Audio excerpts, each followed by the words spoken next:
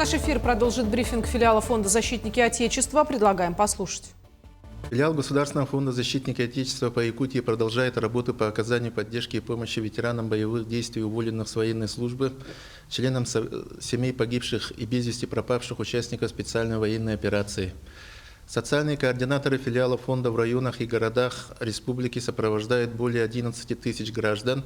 В текущем году в филиал фонда поступило более 10 тысяч обращений. Из поступивших обращений положительное решение найдено по 85%. Остальные вопросы находятся в работе.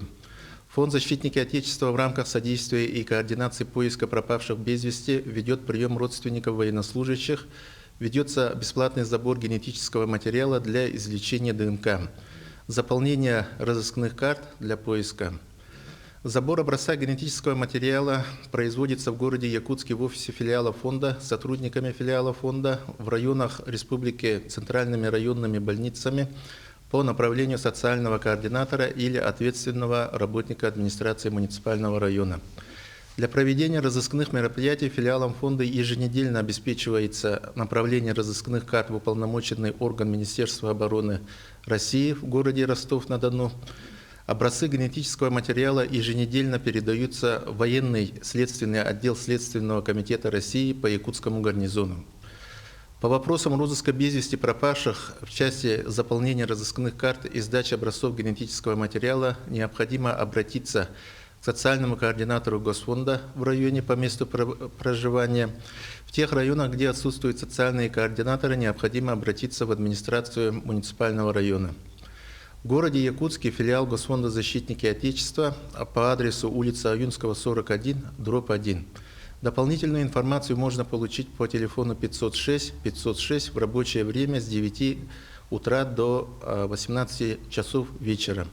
В филиале фонда также можно получить психологическую помощь, бесплатную юридическую помощь, содействие в получении мер социальной поддержки и услуг. Далее в эфире новости. В студии Надежда Саханская. Добрый вечер. В начале выпуска коротко о темах. Предупрежден, значит вооружен. Якутия готовится к одному из сложных ледоходов в истории наблюдений. Более 4000 бюджетных мест предусмотрено для поступающих в СВФУ в грядущем учебном году. Уже сейчас приемная комиссия университета готовится к открытию кампании. Танцы, эмоции, единство. В День республики в Уснере прошел яркий конкурс «Многоликая Якутия». За последние 10 лет развитие Дальнего Востока заметно ускорилось. Инвестиции в основной капитал выросли вдвое, объем строительных работ увеличился в 2 раза, а ввод жилья в 1,5. Теперь власти готовят новую стратегию развития макрорегиона до 2036 года. Ее представили на парламентских слушаниях в Госдуме. План предусматривает масштабное развитие инфраструктуры, строительство новых электростанций, повышение уровня газификации, расширение возможностей БАМа и Транссиба. Среди амбициозных целей к 2036 году рост инвестиций, увеличение продолжительности жизни до 81 года, обеспеченность жильем в 38 квадратных метров на человека и удвоение туристического потока.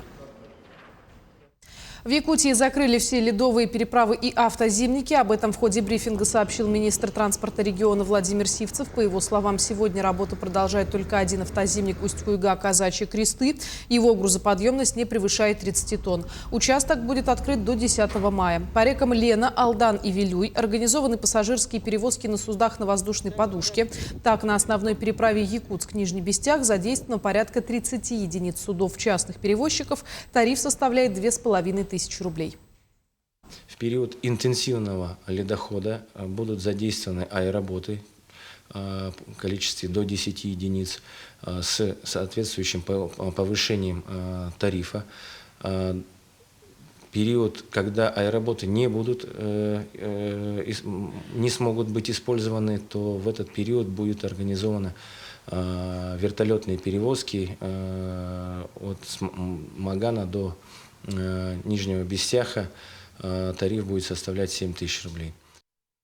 Предупрежден, значит вооружен. Якутия готовится к одному из сложных ледоходов в истории наблюдений. Прогнозы гидромедцентра региона неутешительное. Сочетание ряда факторов держит в тонусе оперативные службы Якутии. Вероника Таюрская знает подробности. Оперативная служба Якутии держит руку на пульсе. Менее чем через 2 недели в республике ожидается наступление ледохода. По прогнозам специалистов, на территории региона вскрытие пройдет 8 мая. Сейчас в верховьях реки Лены отмечаются процессы разрушения ледового покрова. Сейчас идет активная, проверка готовности сил и средств Якутской территориальной подсистемы РСЧС. Буквально сегодня, завтра, в эти дни идут постоянные совещания по проверке готовности районов, которые, могут подвержены затоплениям весной этого года. По прогнозам метеоцентра, главная водная артерия республики вскроется раньше средних сроков. Вскрытие рек на территории Якутии ожидается на 1-3 дня раньше срока. Прогнозируется, что Лена пойдет 8 мая. В свою очередь, на реке Алдан предполагается преждевременное вскрытие на 2-4 дня. Толщина льда, она тоже близка к средним многолетним, но в некоторых местах, вот то, что тревожит, например, вот в районе Якутска, Табаги, скажем так, до Кангаласского мыса и так далее, она больше, чем обычно. Так? Не скажу, что там намного, но превышает, так, серьезно превышает средние значения. Все будет зависеть от того, как будет погода у нас меняться в ближайшие недели, так, насколько приток воды будет, какая погода будет стоять, теплая, холодная, будут дожди, не будут дождей. Но в любом случае мы должны быть готовы. Из года в год в группе риска находятся Хангаласский, Намский районы и город Якутск со своими пригородами. На севере опасения вызывает поселок Зырянка и город Средний Колымск. Многие якутяне помнят разрушительный паводок 2024 года в Намском районе. Тогда вода зашла в 13 сел, в том числе и в административный центр село Намцы. Для недопущения истории прошедших дней оперативные службы республики начали подготовку к ледоходу заранее. Непосредственно на наших мероприятиях были привлечены более 100 единиц спецтехники, 151 человек, но это уже пройдено. А так, если считать Якутская территориальная подсистема РСЧС, системы КЧС республики, там 1000 людей, 1000 техники, запасов, чего только нет. Всегда Якутия готовится к этому паводку и пожарам. Министерство по делам гражданской обороны и чрезвычайным ситуациям Якутии предупредило о возможных заторах на реке Лене в пределах Ленского, Хангаласского, Намского районов и в пригородах Якутска. На реке Колыме заторы ожидаются в Верхнеколымском и Среднеколымском районах. Для мониторинга обстановки оперативные службы задействуют 213 гидропостов. Вероника Терская, Артемий Наговицын, Якутск. Более 4000 бюджетных мест предусмотрено для поступающих в СВФУ в грядущем учебном году. Уже сейчас приемная комиссия университета готовится к открытию кампании. Как отмечают ее представители, в этом году конкурсный отбор абитуриентов станет еще жестче. Так, выступающим после 11 класса следует готовиться к повышению минимальных баллов ЕГЭ. К примеру, по иностранному языку порог увеличили на 10 баллов. Теперь он будет составлять 40. Изменились и правила приема выпускников учреждений среднего профобразования. Поступить они смогут только по своему профилю, иначе необходимо сдавать ЕГЭ.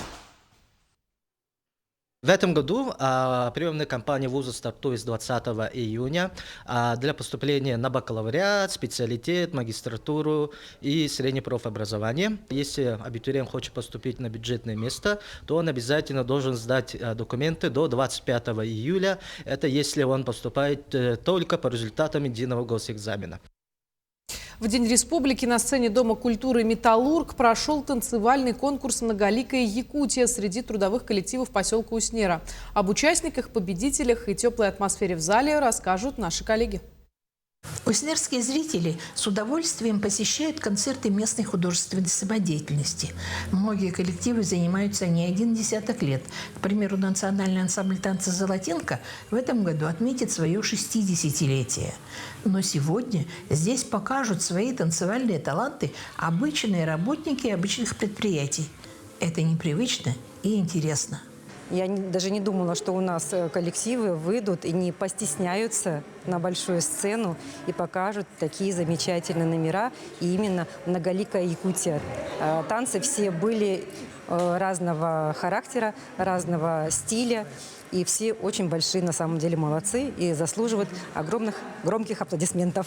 Танцы отличались разнообразием и отражали традиции живущих в районе людей.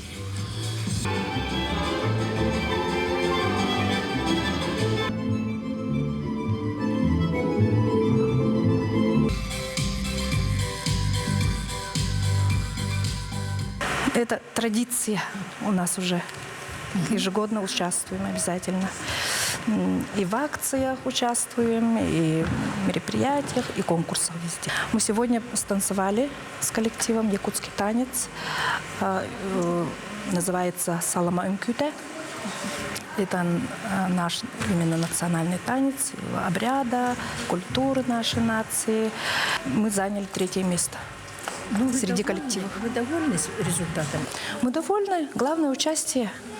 Жюри в составе ветеранов народного ансамбля танца «Золотинка» вручили коллективу Центра содействия семейному воспитанию диплом 1-й степени, а зрители наградили бурными аплодисментами, как, впрочем, и всех выступающих.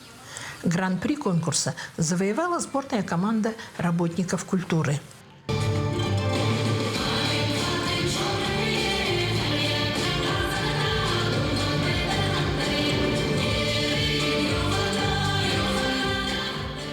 «Давайте будем танцевать», – призвали участники конкурса. Кто танцует, тот не стареет.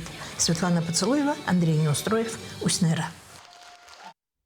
Жители Мюрюнского наслега бодро стареют под эгидой общественного клуба «Сергех Олох». В клуб ходят люди возраста 50 лет и старше, в основном пенсионеры, которые долгое время нянчились только с внуками. А войдя в клуб, они посещают различные мастер-классы, вечера песню камелька, играют в интеллектуальные игры и в игры на мелкую моторику. Также клуб активно сотрудничает с Улусным психологическим центром. В результате пожилые больше бодрствуют и ведут активную жизнь. Вот такие мероприятия для взрослого населения бывают как сплочает, также они чему-то учатся, друг с другом разговаривают, проводят вот такие игры и мастер-классы. Это полезно, наверное, для их жизни, и чтобы они выходили вот на общественные мероприятия, это тоже помогает. Это были все новости к этому часу. До встречи в итоговом выпуске новостей.